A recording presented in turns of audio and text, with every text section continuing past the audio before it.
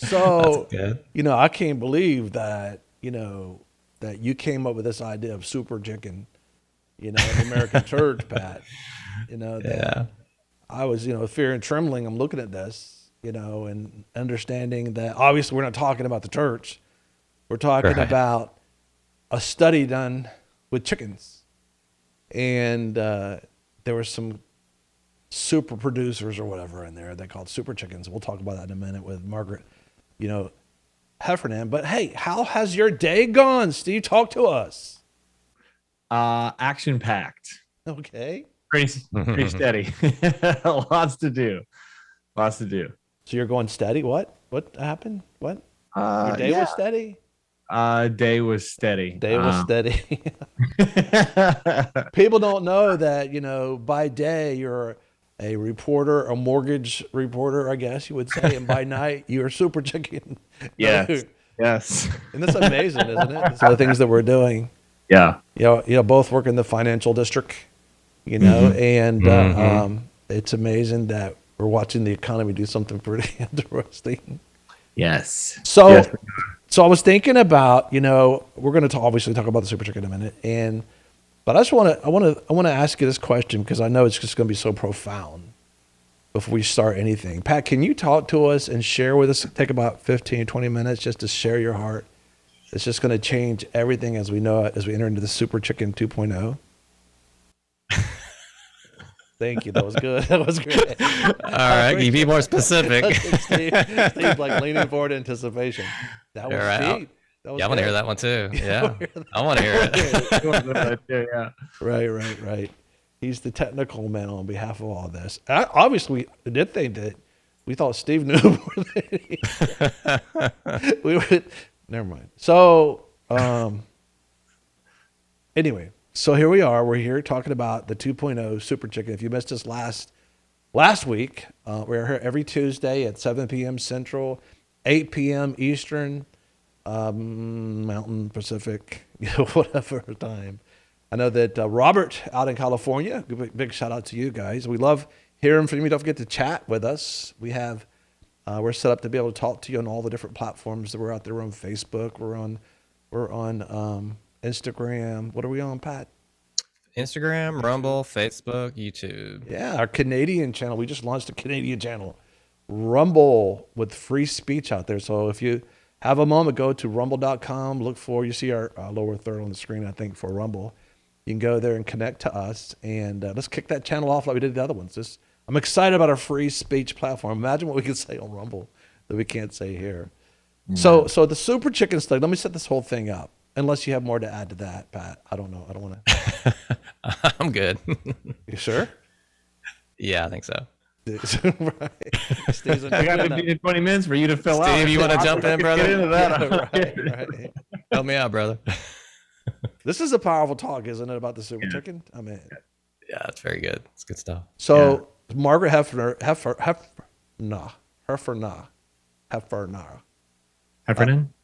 Yes, Heffernan, that's her. She actually was doing this TED talk. It's been nicknamed the Super Chicken Talk, but she's talking about corporate studies and how to be more productive. And of course, why in the world would we be talking about corporate studies when we are talking about the church? I think that John Fenn, or is it John Fenn? I think it is. What is? Yeah, it is John Fenn. John Fenn said specifically how the church started in Jerusalem and it kind of worked its way to America and became something different than it was when it first started. Listen to what John said. Christianity started as a relationship in Israel when God came to man. It went to Greece to become a philosophy, to Rome to become a religion, to Europe to become a tradition and part of the culture, and then to America to become an enterprise. So you're looking at, think about this. That's I know it's fast, but he's saying like the church started obviously with God coming to spend time with us, sent his son Jesus, God with us, Emmanuel, and it was a relationship. People are eating with God, people are drinking with God, people are being healed, hanging out, spending time together, getting to know the Father through the Son. It's just a powerful encounter. And then he says it goes to Greece, and somehow it turns into a philosophy. And then it goes to Rome, and it gets turned into a religion. That's where, Rome used it. And then it goes to Europe and becomes a tradition. It kind of like blends it all together. You come out with the pulpit Bible and the different things that happened there with King James and all that stuff. And then it comes to America and then eventually became an enterprise. And what we're looking at the study of corporations, and the study, and we're finding out, my goodness, it's like, we have to actually go backwards and look now, because corporations are finding out, if we want to be fruitful, I'm going to get this. Think about this, Steve. People who want to make money understand that they have to be fruitful. They have to make more of their widgets and products and provide a better service, right? Mm-hmm. And so they're realizing that we have to be relational. Yeah. These are like corporations, man. These are like, boardrooms and bottom dollar, and they're actually understanding what the church has. Yes. Yeah. And we value relationships, and while the church is valuing business. Yeah. And we got to get back to getting away from the big super chicken model and get back to the relational model. And so what William Muir did, the study that she was talking about in the part when we started talking about it, he's a biologist. He was studying some dysfunction and waste and how to be more productive. So he decided to use chickens. The reason why you use chickens, because you can count productivity by how many eggs they lay. So more eggs means more productivity.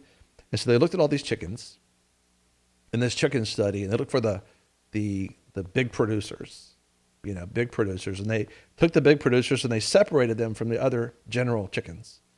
And not general chickens restaurant. It was so like, those were the I like chicken. That. So good. It's not general chicken good. Oh my goodness. It's back on the topic.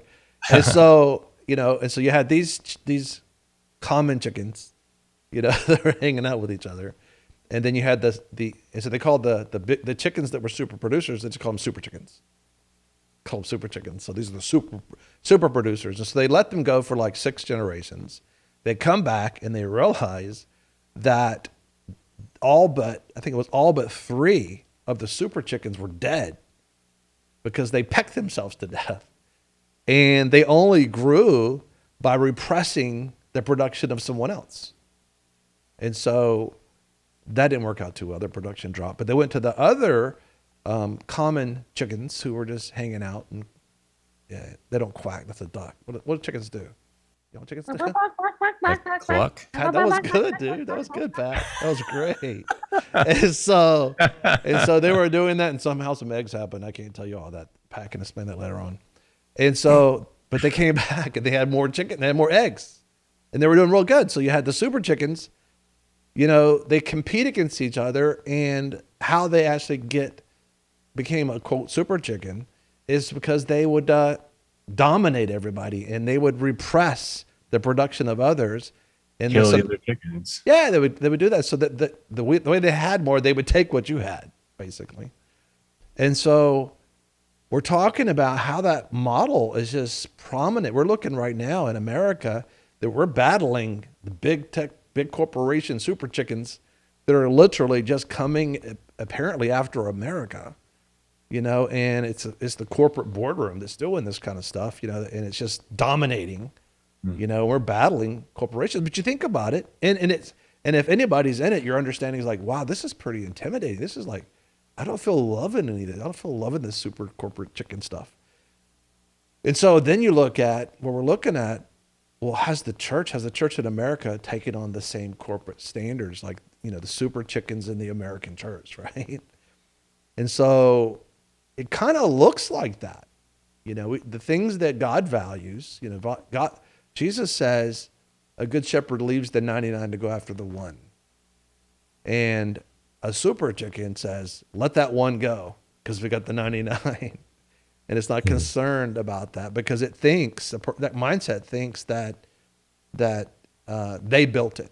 They have to hold it together, and that they don't understand that we're individuals who Christ died for, and every one of us is important. And if we socialize and love each other and honor God in that, then that's a productive model.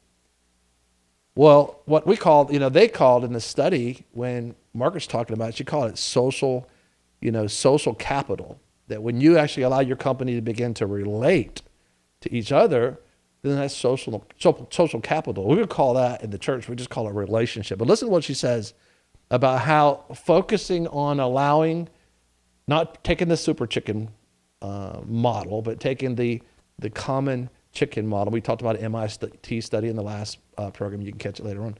But it just shows who was most productive. And they have the ability to socialize and talk, and everybody participates, and everybody has a fair opportunity to be able to cooperate, and they produce more. That's what they found on the MIT study. But listen as she talks about, we put all these things together that she talked about in the study and found out that social capital is built. And capital is something you can spend. Listen to Margaret now. Now, when you put all of this together, what you get is something called social capital. Social capital is the reliance and interdependency that builds trust. The term comes from sociologists who were studying communities that prove particularly resilient in times of stress. Social capital is what gives companies momentum, and social capital is what makes companies robust.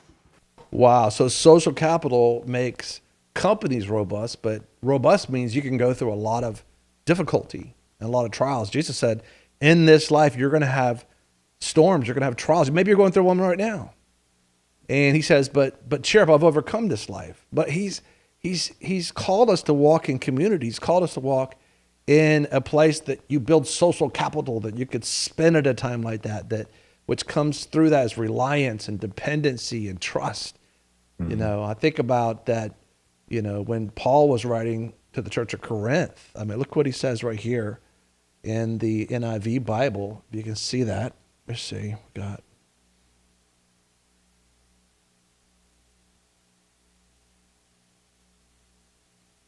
think it's verse 4. Yeah, 4. 1 Corinthians chapter 13. That's what it is. It needs to go to 13, Chris. You go to 13 and come back to us. So he's talking about 1 Corinthians chapter 13, verse 4 through 15. And so you're looking at, that the social capital, what we have, it's called love. I mean, you're looking at just love when we come together. I'll pull this thing out so we can have it here. Okay, there we go. Pull it up. Go ahead and pull that up. And so, obviously, we're not talking about corporate social capital. We're talking about capital. Capital is something you could spend. It's something that you could spend, and you have that when you build a relationship. Something can come down, some tragedy happens, something difficult happens. And when that happens, you need something to be able to sustain you. Like if a hurricane hits or a tornado hits, you need insurance. And capital is something that you can spend. And they find out in corporate models, when you have relationships, you have that, when you know each other, you have capital you could spend. Guess what? The church. We need to have capital in the church. But sometimes we arrive as strangers, we leave as strangers, we talk about the event, but there's no connectivity. There's no connectivity. So he says as you can see right here in 1 Corinthians chapter 13, verse 4, he says, love is patient, love is kind, it does not envy, it does not boast, it's not proud, it doesn't dishonor. These are all things that we do with each other. It is not self-seeking, it is not easily angered, it keeps no records of wrongs. Love does not delight in evil, like a coworker, something happens to a coworker, you don't rejoice that evil happened to them, but it rejoices in the truth. Let's just look at the truth here. It always protects, it always trusts, and it always perseveres. But look back up at verse 1. He says, if I do all this work, if I speak in tongues of men and angels, but I don't have love, I don't have social capital, right? If I don't have love, I'm only a resounding gong or a clanging cymbal. If I have the gift of prophecy, and how many people call themselves prophets today? I'm a prophet. I'm a prophet, prophecy, and I can fathom all the mysteries and all the knowledge, but if I have faith that can move mountains, but I don't have love, I'm nothing. And if I give all my stuff, all my possessions to the poor, and give my body over to hardship, in one verse says the flames, and then he says, but if I don't have love, He says that I'm nothing. And so you're looking at what the corporation's finding out in this study, productivity that they took and ran with it, by the way, the corporations ran with this, that the church needs to do that. We need to do that. They're borrowing from how God created us, that when we come together and we build relationships with each other with Christ in the center of it, we're very productive. I mean, so many things. Isn't it amazing what, God does when you think about this, Steve, right? I think it's powerful. Like she's talking about the fact that those corporations that focus on social capital, that study found that they're particularly resilient in times of stress.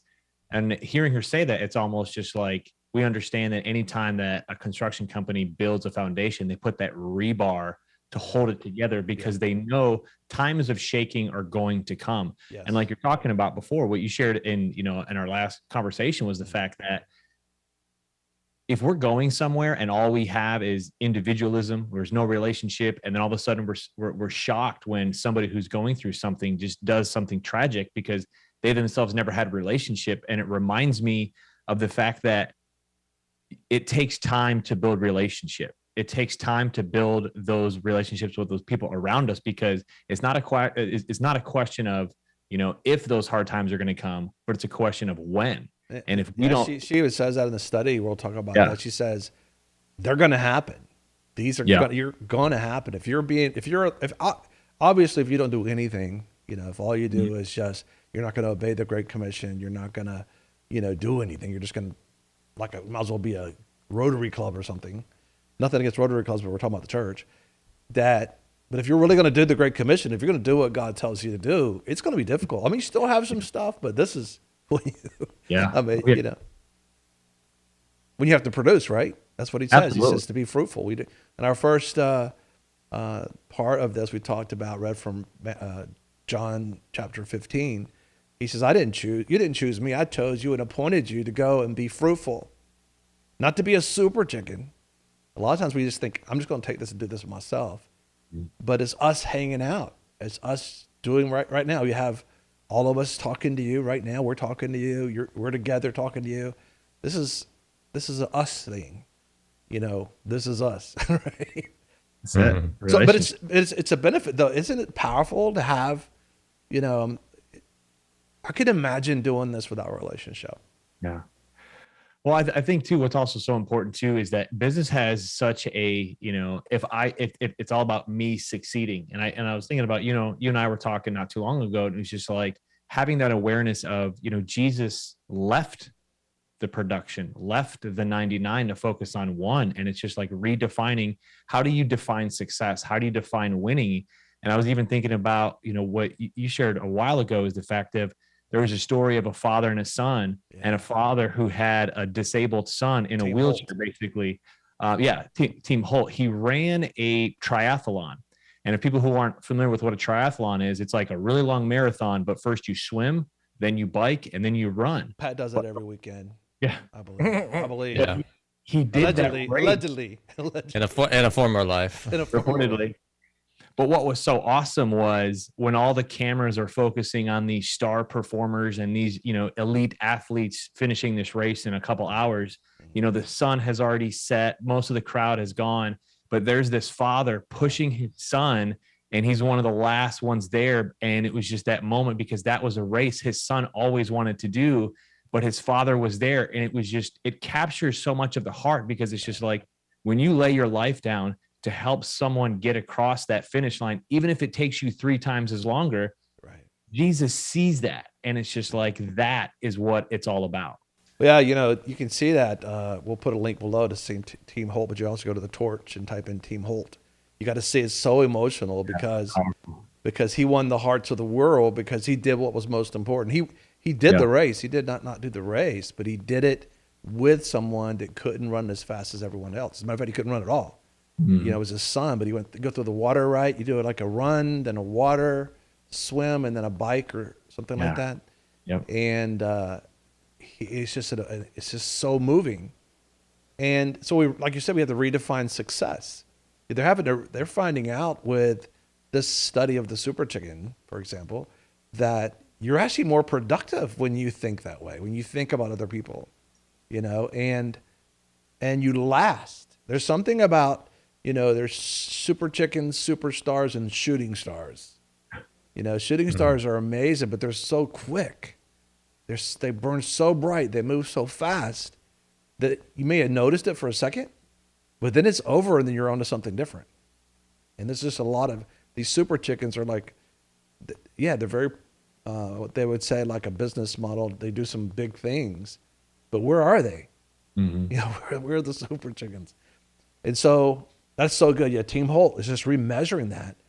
And I want to encourage you that as we're talking about the church and looking at this corporate study and how, John Fenn talks about how the church has ended up being an enterprise instead of a relationship, that it's just so rewarding. It's so rewarding. God calls himself our Father. Of all the titles he could have chose, he chose Father.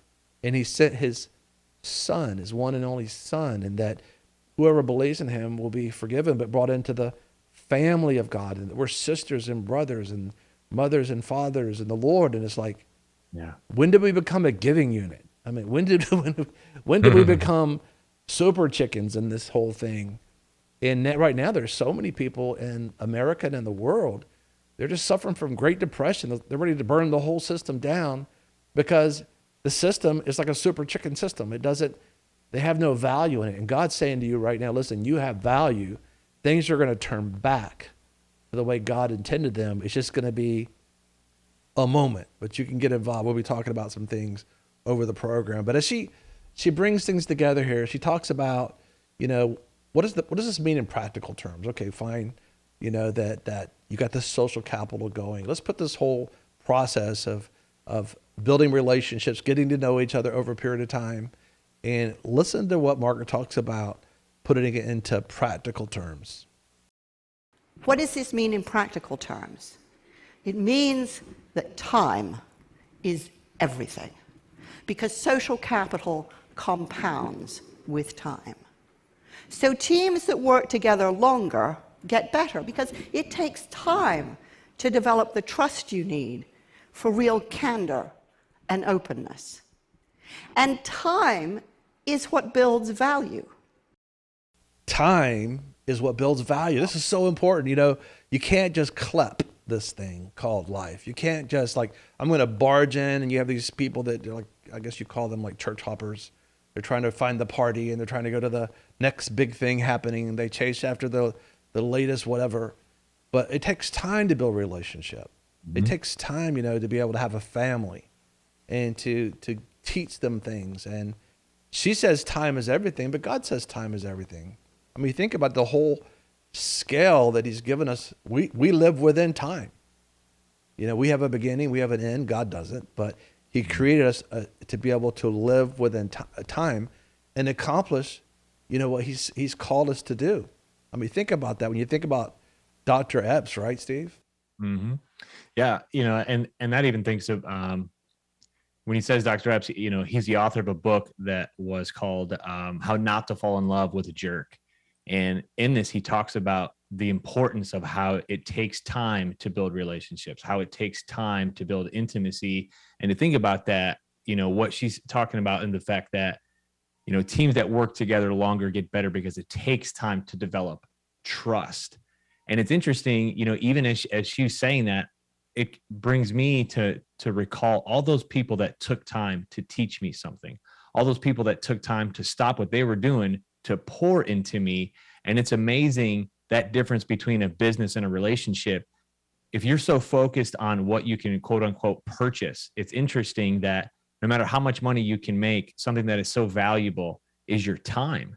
And people see that when you're willing to stop what it is that you're doing to pour into someone who's next to you, even the people that the world doesn't see. If you think about it, Jesus didn't come for the healthy. He came for the sick. It wasn't the religious people that loved Jesus. It was the people that the world looked past. Steve, it's really important to talk about this at this point, because it can seem like a task to someone when you're saying that, versus the fact of going, you're going to be more productive. Your life's going to be more fulfilled. If you stop and smell the roses, if you stop to build a relationship with somebody, it's actually, your life's going to be more meaningful. You're going to make it.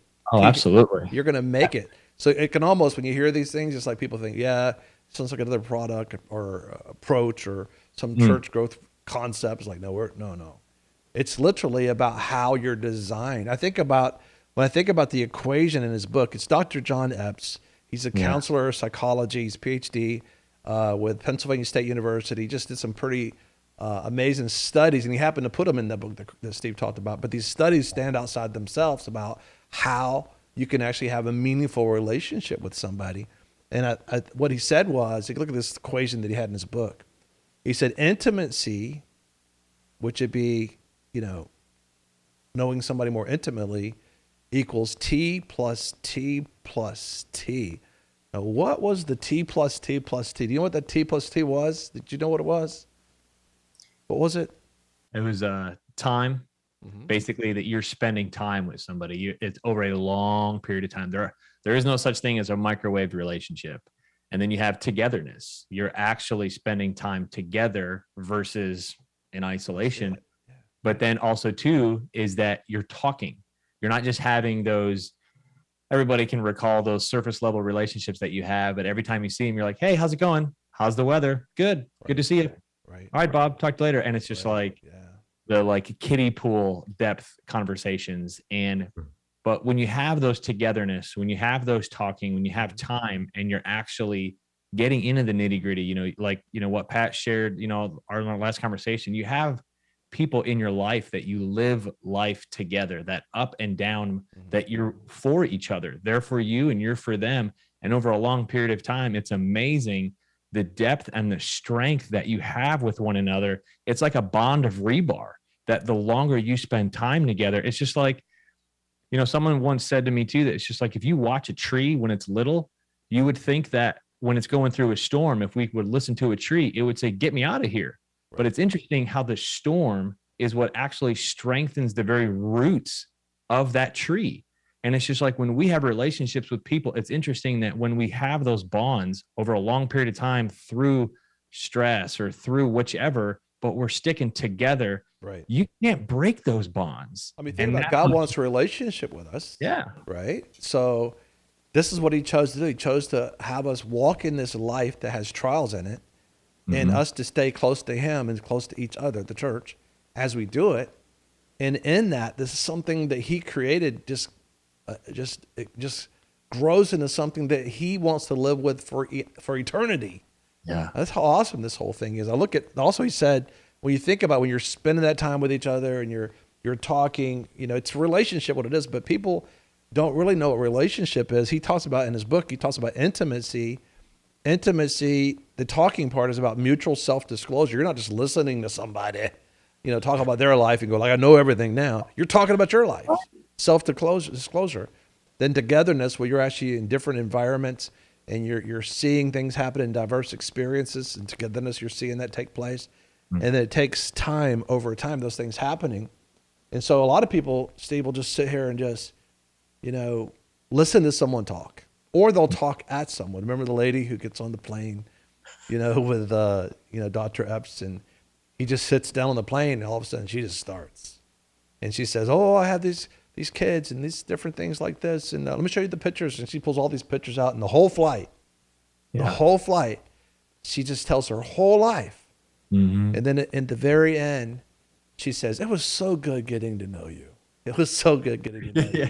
He hadn't said a word. Right. And I think he says something like, she said, she gave him a big hug. Yeah. And then something like she said, I wish my other 5 husbands would listen to me like that. And she's talking about failed past relationships. It's like, I don't know why. I don't know why they failed. Yeah. But people will just talk at someone or just listen, but they don't have any mutual self-disclosure. And part of knowing someone is you got to tell them something. You got to share part of you, and you can't trust someone without knowing something about them. And so often, as we know, this happens quite often, that people just automatically say things to people and they assume they can trust them, and they get brokenhearted because they find out they didn't spend time to get to know them first. Because before someone you can trust someone, you have to let them know a little something and see if you can trust them with that. Yeah. And then, as he talks about in his book, Dr. Epps, he says, once you get to that point, then now you can rely on them once you can trust them. But you can't trust somebody who doesn't know anything about you. Mm. You can't just measure and rub your chin like, I could trust that person. You only know if you can trust them if you can trust them. So you have to share a part of you today. And that's what happens when we come together as the church in a family context and we're eating together, we're loving God, we're worshiping God, we're sharing our testimonies. I mean, when we come together as a church, it's like nonstop power of God's moving and miracles are happening, and and then somebody's down, we're there for the person. But it's just amazing. It's just so beautiful. We've been together. We did this particular experiment last time we were together because we're learning about. And you can see this whole series called God's Secret Wisdom, Discerning the Thoughts of God, on FindFellowshipNetwork.org. Click on the media there, but it's awesome. And the only way that you're going to know God's voice if you spend time with Him. But the only way you're going to know other people's voice if you spend time with them. Like you said, time over a period of time, spending time with them. And so we had people, everybody closed their eyes, and we had, I was going to touch somebody and said, you're going to say something and see if anybody can recognize your voice. And as soon as I touched Patrick, I just barely touched Patrick starts laughing. Not Pat, but Patrick. And he just laughed, and everybody knew his laugh, right? And so I'm like, oh my goodness. So I would try to find somebody else, and so I touched Renee. When I touched Renee, first thing she started laughing, and everybody knew people's laughs. Mm-hmm. Do you know anybody's laughs? Do you know people other than the people that you grew up with in your household? Do you know their laugh? Is there anybody in the church that you when pleasure is happening in their life and different things? It's an amazing thing. So once you get together and you know each other, you can rely on each other, then you can commit. You can commit. And that last aspect of these 5 components of really building a social capital, like they said, the corporate world, we're talking about building a healthy, family, church family, is the intimacy, empathy can happen at a time like that. But so often, Pat, people just jump right in and they just start, giving somebody a hug and they go, yeah, it felt really good. And that's what that lady did on that plane, wasn't it, Steve? Absolutely. And what's interesting too is like when she left, he's just kind of like, that wasn't awkward at all. Yep. And it's amazing too. And it's just like, for those who are aware of like the game of tennis, if you think about it, there's a constant back and forth. There should be, you should be able to watch the ball go back and forth. And it's interesting that anybody who's witnessed healthy conversation, if there was a spectator, you should be able to see somebody's talking, someone's actively listening. Yeah, and then you want to know. You want to know. And I'll never forget. I had a particular minister that was ministered at our church, and I said, "Don't you want to hang around to see what people say about what you said?" And they said, "No." I'm like, you don't even care if they understood what's going on, right? Yeah. And that's the super chicken concept, where it's not about them. It's about, I just did my duty. And Paul talks about it. He said, if I do this job as a minister because I have to, I'm just discharging a duty. That's a super chicken. But he says, I don't want to lose my reward. I want to do it, the right way with the right heart. And it's about being in a family. You get to see facial expressions. You get to see what's going on. You get to hear. The one thing they found out in their corporate study was that they gave everybody equal time to be able to share, what they have. Well, that's a biblical principle. These are not corporate principles. These are biblical principles. Paul said when the church is together, give people a chance to share. Yeah. Because, each one will prophesy, another one will prophesy. They're sharing what's on their heart. And it just builds this whole dimensional understanding of a Rhema encounter with God, right? Absolutely. And it's interesting too, I remember a conversation that we had years ago, and, you asked me a powerful question of just like, tell me what it is that you're hearing. Yeah. And that is a powerful change, because so many people listen waiting for their opportunity to talk.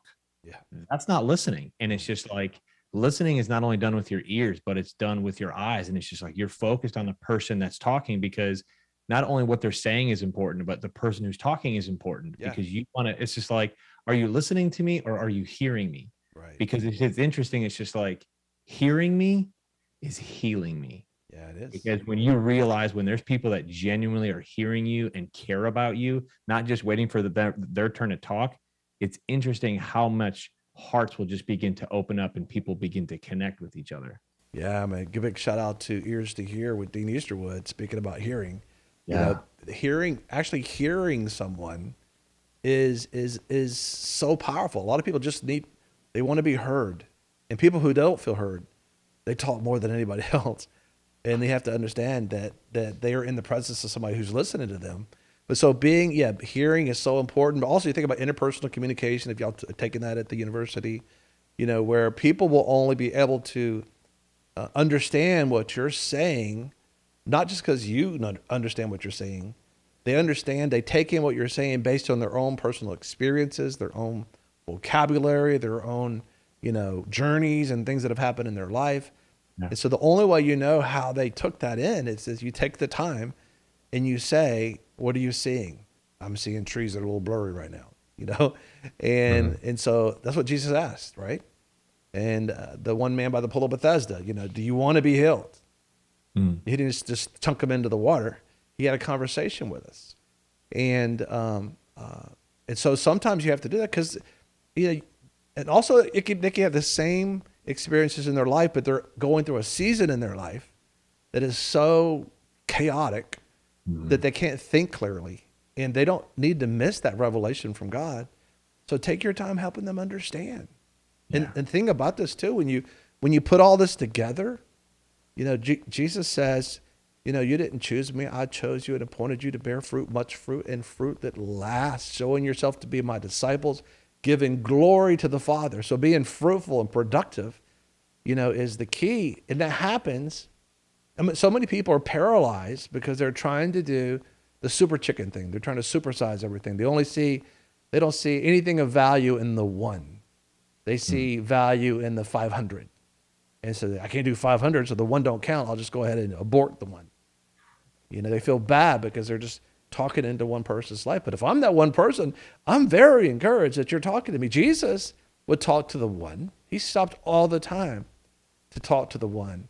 That's the wrong concept. That's the super chicken corporate model, enterprise model that America has done to the church, where people don't feel like they're successful unless they have 1,000 followers, on their Facebook or something, versus just speaking into one person's life and finding joy in that. I mean, you're just not talking at them. You want to know about them. What's going on in your life, what's happening, and you're praying for them. And it's just so cool. I think about one particular lady that she had been through very difficult times. I mean, her boyfriend that she was living with had beat her and left her. She quit her job for him. She was left at this house with her son, and everything was falling apart. I mean, he was the income source at that particular point because she quit her job and she believed everything he was saying. And so the son was like 11 years old. He goes into the bathroom and sees his mother curled up on the floor crying. But you know what? He knew that he could come to me and that I would take that time with him. So he came over and began to share with me, what's taking place, and that he needed some help with his mother because she was a single mother. And so we took some time to spend with her. We talked to her, said, what do you need? She says, I need a car. I need a job. I need a job that gets off at the time that my child gets off out of school because I need to be there when he gets home because I'm the only parent. And I just said, okay, that's wonderful. Let's just pray and ask God right now. Let's just ask God for that right now. Just ask the Lord. This is how much God is into the one. And so we prayed and said, God, you would give her a car, give her a good job, give her the hours. This is what God did. God gave her a sports car, paid for her, gave her money to pay off all of her bills, gave her one of the best jobs in town, getting off at the hours that she needed to get off, and did it. Get this, Pat, get it. On her birthday. All right. On her birthday, God did this. That's awesome. And if you're just thinking about the thousands, you're missing that opportunity. And so later on, her son sticks a note in our door and says, listen, he says, you guys are like angels that God has put right by us. That you would speak into our life and that you would pray for us. And it was just amazing the things that have happened. That's what God's doing over and over and over. But that happens not in it can happen in a mass crowd, but you don't even know it happened. But right. just imagine doing that. So that's called fruit. That's called fruit. We're called to produce fruit. And remember, the whole study with this super chicken concept was about to study about being more fruitful. When they took the model, the concept of what God says for His church, and they put it into a business environment, look how productive they became. As she talks about it, we're talking about being more productive. Check it out. When Alex Pentland suggested to one company that they synchronize coffee breaks so that people would have time to talk to each other, profits went up $15 million and employee satisfaction went up 10%. Not a bad return on social capital, which compounds even as you spend it. Social capital compounds. That's an awesome word. Even as you spend it. When you develop things out of a relationship, they synchronize their coffee breaks so that people could spend more time together, and their profits went up by $15 million. Imagine if you had time to talk to the person that you've been sitting by for 10 years on the pew, looking forward in one direction. Now, thank God for the church. Wherever the church is, I love the church. But I'm talking about you being fruitful and you being productive. And God expects you to be productive, you to be fruitful.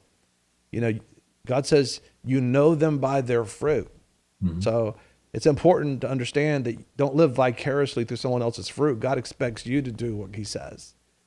And so the profits went up just by having that conversations over coffee, synchronizing the coffee breaks, by $15 million in 1 year. $15 million.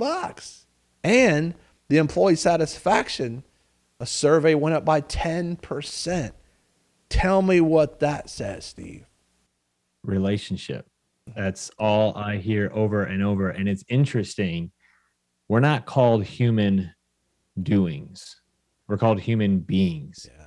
And it is amazing that when you actually take that time and you spend it with people, you will suddenly find that life has value. What you do has value versus I just have to, produce.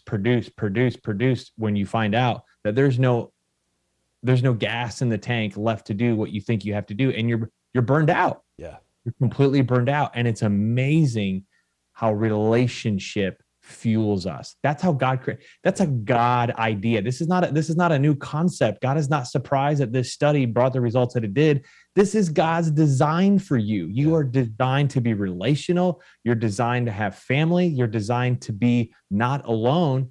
And it's just like, this is just a study in business. Imagine how much, quote unquote, more production your life can have just when you stop focusing on production and instead you focus on relationship with Jesus and with people. I mean, how many people think that the relationship gets in the way of production? Yeah, exactly. That was their concept with the corporate world. They thought, do not let their coffee breaks happen. Don't let them talk. If so and so, we're gonna miss all this production. They found out that corporations don't have ideas. That people have ideas. That God speaks to people. Get this. God died for people. Yeah. He didn't die for your building or for your organization or for your concepts or ideas. He loves people.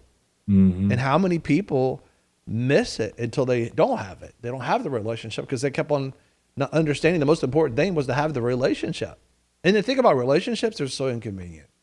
Well, that's one of the sad things too. It's like we're talking about it now, so you don't have to be in that destructive reality where everything has blown up around you. And as you're talking, I'm reminded of one of my personal favorite books. If you have not heard of this, it's called Integrity, and it's written by a man named Dr. Henry Cloud. But the subscript in that title, it's called "The Courage to Meet the Demands of Your Reality," and say that again. The courage to meet the demands of your reality. That's good. And in this book, he does a study because he wants to know why are some businesses so successful and some are not. Why he was looking at the big crash that took place under George W. Bush's presidency. Remember the financial crash that took place? Yeah. He was looking at doing a corporate study of CEOs and share what he said. Yeah. So he's trying to figure out, why are some executives successful and some are not? And throughout this book, he's basically coming back to the same reality that it's either integrity or lack of integrity. And in one of the particular conversations he's having, he talks about a person's wake. And we're talking about the fact of, you don't have to get to the place where your whole life. WAKE. So you're talking about the thing that comes off the back of a boat when you're going through the water. Right. And it's interesting that you can look at a wake of a boat and tell what kind of boat it is. You can tell what the Same boat shape. is doing. You can tell if it's a cruise ship. You can tell if it's an aircraft carrier. You can tell if it's a 20-foot, sports boat and turning. But what Dr. Henry Cloud talks about in his book is that every wake has basically two sides to it. You have your task side. I got to do. Don't get in my way. I got to do. Right. Right. Then you got your relationship side. And it's just like you're focused on people. You might not get much done on this side of the wake, but you are focused on the people that are next to you. And wakes don't lie. Exactly. And that's that's what it is, right? Is every ship has its own wake. Right. Well, the reality we have our own wakes. That's it. The reality is that he talks about is the fact that every person has their own wake. It doesn't matter how you can say it is or what you think it might be. You can easily look behind you and say, are the relationships there? Or is the task there? It's just like, you might have gotten a lot done, but you just train wrecked a whole crowd of people. And he asks a question. He says, are people better off when they're in your wake, or are they better off for avoiding your wake? And it's just like, I don't want to be somebody that just quote unquote gets a lot done and I steamroll people. Right. And that's a super chicken. Exactly. Yeah. And it's just like, Jesus is focused on relationship. At the same time, nobody produced more love than Jesus. And it's just like, they go together. It's actually equally having those things in your life, because they did one study. Remember that the super producers, that basically super chickens at the office, in Henry Cloud's book, was the biggest producer, but everybody in the office was going to quit. They said, you're either going to fire this guy or we're going to quit this company. So they were going to lose the majority of the common workers because they couldn't stand the character of the super chicken. But he's like, and the argument was, but look at his numbers. And they're saying, like, that's an integrity issue. If you're thinking that it's okay with God, that you're accomplishing something while you're killing people with your actions or your attitudes, you just don't think you're the super chicken. Yeah. And so we're looking at, God's called us to do what they're finding out in the study is to focus on relationship, and in the context of that relationship and the Great Commission, that you're going to be more productive. You're going to accomplish things. It'll be differently because it's not just you doing it. It may happen at different timings, but God's not looking much at your schedule. He's looking at his schedule, days of 1,000 years and 1,000 years of a day. How was your heart during that? And I like what Mike Bickle says at International House of Prayer. He says, we're called to love our enemies. Yeah. And he says, let me tell you what an enemy is. Anybody who gets in the way of your schedule. Right? Yeah. And so sometimes we can be so focused on our schedule that all of a sudden somebody, which is a somebody person, that you got to check yourself to make sure that you're showing them value, and that's why it's good. God set it up where we can meet with the church and have that church family at a certain time of the week, although you live together throughout the week, encountering each other and being there for each other and helping people get jobs and all the different kind of stuff, but hanging out in such a way at certain times of the week so you can really make room for people. And you're basically setting an appointment up and said, listen, I want us to be at the peak of being family in our relationship. And you could probably even eat together. What do y'all think? You probably could eat together. How many families don't even eat together anymore? I mean, they eat, but they don't eat together. They're all in front of their little streaming devices or something. Hey, it's good you're on this one. Anyway, but they don't sit around a table and eat together. Yeah. And Jesus did that. They called him a glutton because he did it. They called God, who created the food and gave them the air to breathe, and the vocal cords, to call him a glutton.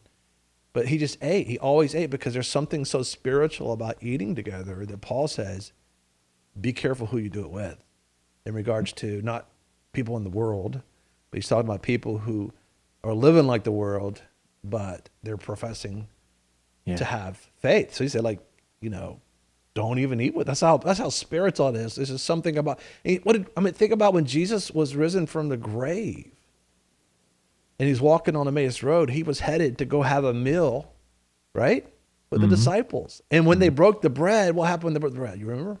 That's when their eyes. Your eyes open up when you actually sit and he says, "You won't even see me again." Do you say, "Blessed is he who comes in my name"? Yeah. So when you are loving on someone and taking care of someone and breaking bread with someone who's a believer, you're doing that with Jesus Christ. Yeah. He says, "I'm not unjust. I will not forget the love you have shown me and continue to show me as you help my people and continue to help." He says, "Whatever you do to the least of these of mine, you do it to me." He said, "You can't even say that you love me if you don't love your brother, because how can you love me that you don't see and you hate your brother that you can see?" Yeah. I think relationships are pretty important. Well, you said it. I mean, like you said, you see people, that's a somebody. And it's interesting how, I've learned over the years, it's just like, it's often when you're in task mode or, you're on a schedule, that's often when Jesus shows up in your life. Those opportunities to love people when you don't have time. No. You want to come now of all times. But No, as you're it's fine. saying It's fine. No, it's fine. It's fine. No, give me a moment. as you're saying that, it's just like the very moment. I think about that moment when Jesus is walking and a prominent leader, if you will, comes up to Jesus and he's talking about his daughter that's sick, and and she's about to die, and he's talking to Jesus. I need you to heal her. I need you to come heal her. And Jesus is walking right. And now there's a crowd pressed around Jesus. And this man is like, pushing Jesus on, like, "Hey, traffic, we got to go, we got to go, we got to go, we got to get, we're running out of time." And Jesus says, "Somebody just touched me." Yeah, right. And there's a crowd literally pressing him. And it's just like, imagine like walking through somewhere that you really can't even take a full step. Right. And his disciples look at Jesus and they're like, "What do you mean somebody touched you? We're all touching you." He says, "No. I felt power leave me." And he looks down and he sees a woman who just happened to touch the hem of his garment. He basically stops the whole situation, brings attention to this lady. And she had a thought where she says, "If I can just touch the hem of his garment." And she had a medical condition that she was bleeding, and that 12 years, and that she had just poured everything into her life. And it's interesting that when people around Jesus were pushing him on a timeline, he took the time to stop and see the one. And we still talk about that to this day. And it's just like, it pulled something out of God. Yeah. She understood that she tapped into literally what God wants. He wants somebody to have a relationship with him. And what is so powerful though, is like, you see these moments and sometimes we forget that it's just like, we think God is so, magnificent and, magnanimous is the word I once heard. And it's just like, he sees you. Yeah. He sees you so much that he orchestrated and changed our lives, brought us together in this very moment that you're watching this right now. And it's just like, God sees you. Yeah. You're not an accident. Yeah. You have value. You're somebody. He loves you. And it's just like, how awesome is that to think about that reality? I think about this. I know we got to close or come into a close here, and make sure we're going to pick this up our next Tuesday. This is so encouraging. We got so much more to share about this. And don't forget, you can go to greglancaster.org or go to vineseminars.org. We're going to be talking about, that's actually where we walk out and help you learn how to be the church instead of just going to it, and how to build those kind of relationships. But we're coming to a close. I think about what you're talking about, Steve. I think about Granger Smith. Granger Smith, he's a country artist that sings country music. He had a tragic loss in his life, and they lost their son at an early age. But guess what? He just spoke at a church, and he shared his testimony. And what you're talking about, Granger got it. Granger got it. This is Granger Smith sharing his testimony, at a church just this last week. You got to hear this. We're going to close it out with Granger Smith sharing his testimony. Check this out. The disciple asked Jesus, "Lord, how is it that you will manifest yourself to us, but not to the world?" And Jesus answered him, "If anyone loves me, he will keep my word. And my Father will love him, and we will come to him and make our home with him. And then there was a pause with the sermon, and the pastor says, that's not unconditional love. That is profoundly conditional. And there was something about that right then. I can't explain totally what happened, but my eyes were open. It's like Amazing Grace. Once I was blind and now I see. The floodgates opened for me. And I understand that the gospel can trigger this. I fell into this spontaneous, unrehearsed, unprompted prayer right then, right there behind the steering wheel, in the car, tears streaming down my cheeks. And I don't remember exactly what I said, but it was something like, Father, save me. I want to seek you. I want to follow you. I want to learn you. I want to pursue you. I want to crave you. I want to desire you. Make me hunger for you. Make me thirst for you. Make me ache for you. Take my life. Do as you please. I'm your servant. I'm your sheep. I'm your child. Father, I'm yours. Now later, I learned what happened. I was reborn.